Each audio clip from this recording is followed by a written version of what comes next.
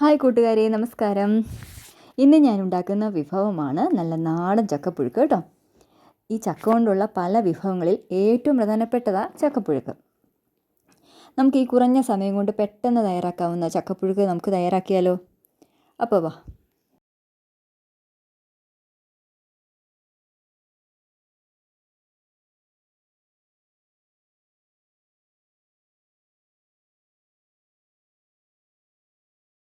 ചക്കപ്പുഴുക്ക് ഉണ്ടാക്കാൻ വേണ്ടി ചക്കയെല്ലാം എന്താ നീളത്തിൽ അരിഞ്ഞെടുത്തിട്ടുണ്ട്. ഇതാദ്യം നമുക്ക് കുക്കറിലിട്ടാണ് ഞാൻ വേവിക്കുന്നത്.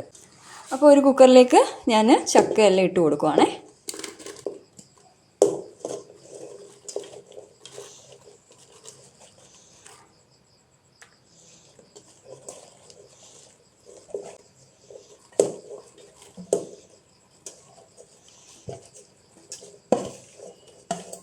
അപ്പോൾ ഞാൻ കുക്കറിലേക്ക് ചക്കയെല്ലാം ഇട്ട് കൊടുത്തിട്ടുണ്ട്. ഇനി ഞാൻ അരപ്പ് ചേർത്താണ് ചക്കപ്പുഴുക്ക് ഉണ്ടാക്കുന്നത് കേട്ടോ. അപ്പം അരപ്പിനുള്ള സംഭവങ്ങൾ തേങ്ങ എടുത്തിട്ടുണ്ട്, ചെറിയുള്ളി 3-4 എണ്ണം, വെളുത്തുള്ളി അതുപോലെ 7 അല്ലി, പച്ചമുളക് നല്ലപോലെ ചേർക്കണം കേട്ടോ.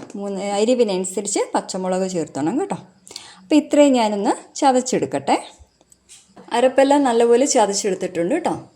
ചക്കയുടെ കൂടെ നമുക്ക് ചേർക്കേണ്ടത് ഉപ്പ്, 1.5 സ്പൂൺ ഉപ്പ് ചേർത്തിട്ടുണ്ട്. മഞ്ഞൾപ്പൊടി 1 സ്പൂൺ ചേർത്തിട്ടുണ്ട്. മഞ്ഞൾപ്പൊടിയും ചേർത്ത് നന്നായിട്ടൊന്ന് ചക്കയെല്ലാം ഒന്ന് ഇളക്കി കൊടുക്കാം. കുക്കറിലിട്ടുകൊണ്ട് തന്നെ ഫുൾ ഇളക്കി കൊടുക്കുക. മഞ്ഞൾപ്പൊടിയും ഉപ്പും കൂടെ ചേർത്ത് ചക്ക നല്ലപോലെ ഇളക്കണം.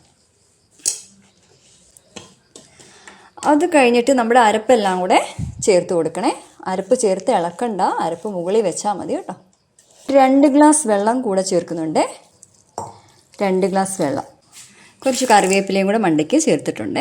കറിവേപ്പിലയും കൂടെ ചേർത്ത് നമുക്ക് അടച്ച് വെച്ച് ഒരു വിസിൽ കേട്ടതിന് ശേഷം ഓഫ് ചെയ്യാം.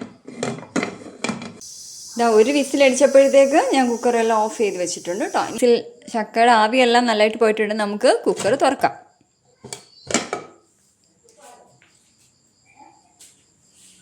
ഞാൻ ഇളക്കാനുള്ള സൗകര്യത്തിന് വേണ്ടി ഒരു കുഴിഞ്ഞ പാത്രത്തിലോട്ട് മാറ്റുവാണേ.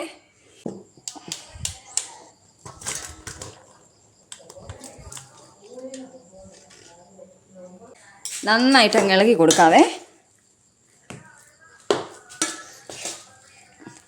അരപ്പൊക്കെ നന്നായിട്ട് വെന്തിട്ടുണ്ട് കേട്ടോ. ഇങ്ങനെ അരപ്പ് ഇട്ട് കൊടുത്താൽ അരപ്പിൻ്റെ ഒന്നും പച്ചച്ചോവയൊന്നും വരത്തില്ല കേട്ടോ. അരപ്പൂടെ അങ്ങ് വെന്തോളും.